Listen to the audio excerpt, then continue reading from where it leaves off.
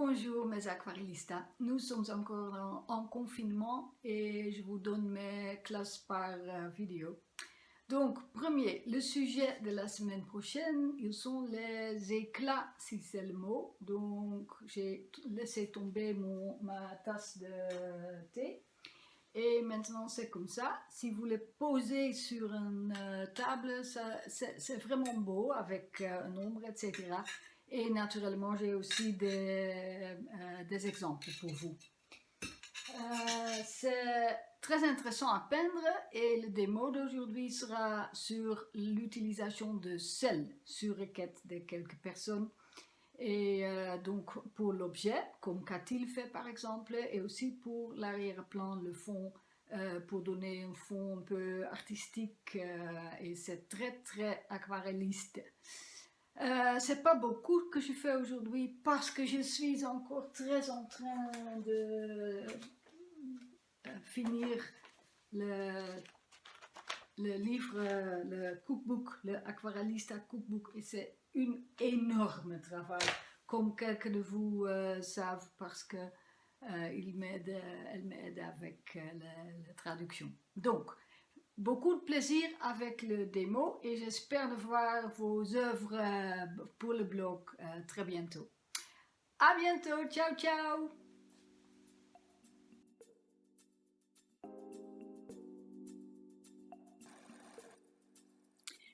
À propos de l'utilisation du sel, je vais faire 3 carrés. 2 avec beaucoup de pigments et 1 avec un peu moins de gris de peine, donc très clair.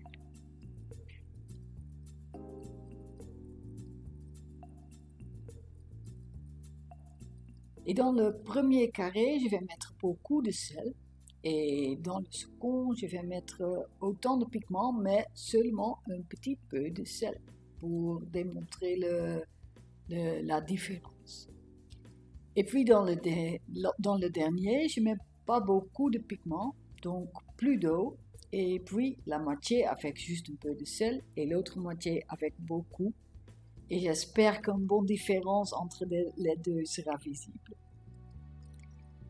Donc carré 2, aussi rempli avec gris de peine avec beaucoup de pigments.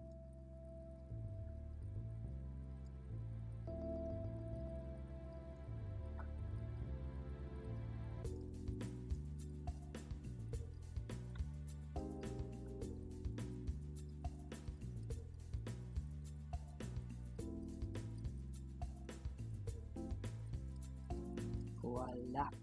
Pas beaucoup de pigments signifie utilisation de plus d'eau, mais vous devrez être capable de voir que c'est gris de peine. Donc, voici beaucoup plus clair.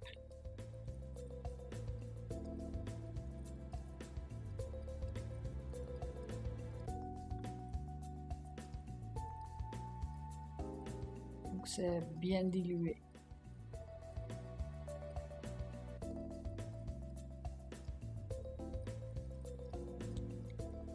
Mais il doit être beau et humide et il ne peut pas avoir séché avant nous mettrons le sel.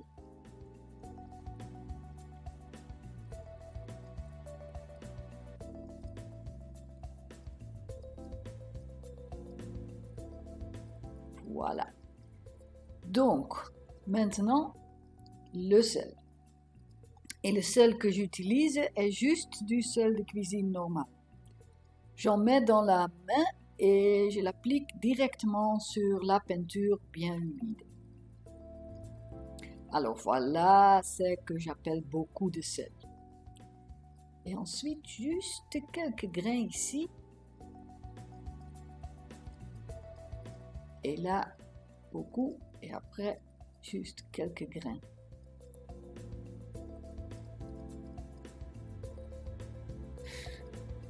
Voilà.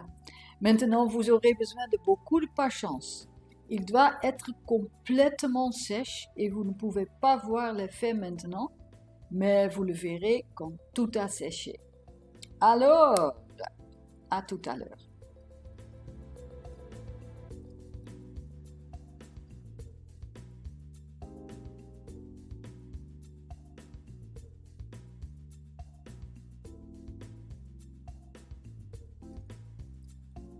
Ok, ici vous pouvez voir l'effet.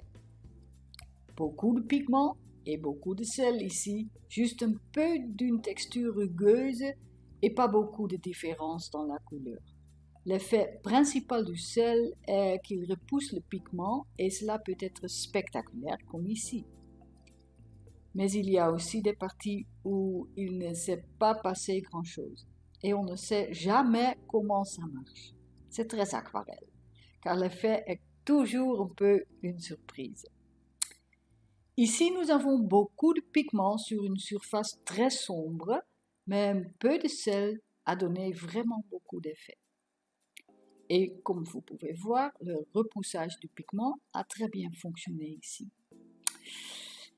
Et ici, nous avons eu une grande quantité de sel dans pas beaucoup de pigments, et tout ce sel a repoussé la couleur. L'effet est encore spectaculaire. Les bordures sur les côtés de ce carré sont très sombres, car j'ai utilisé tellement d'eau.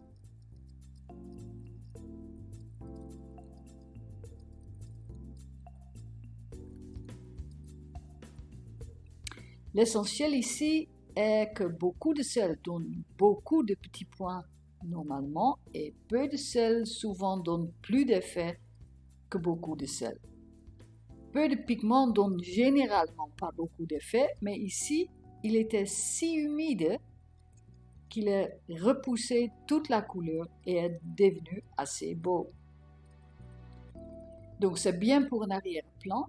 Et pour un premier plan, il est préférable d'utiliser un peu de sel sur beaucoup de pigments.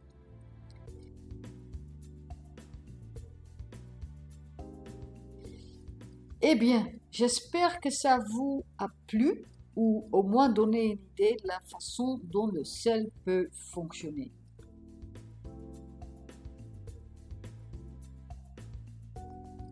Et voilà quelques exemples.